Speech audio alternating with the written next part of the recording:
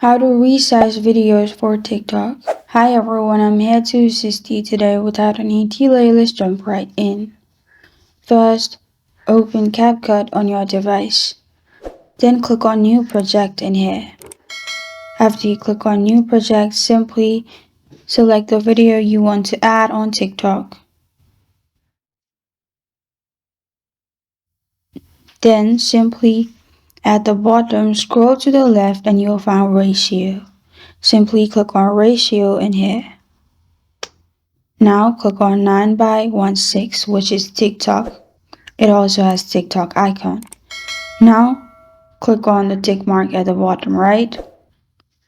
Now what you can do is simply click on the video and save the video as this, or simply zoom in the upper part of the video and you will find it in this way as well. If you want it in the previous form, you can simply keep as it is, and then at the bottom click on canvas. Click on blur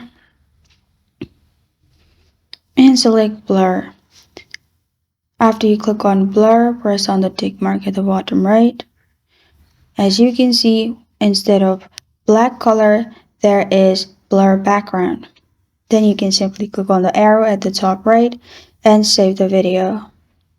After you do that, you can simply post this on TikTok. This is how to resize videos for TikTok.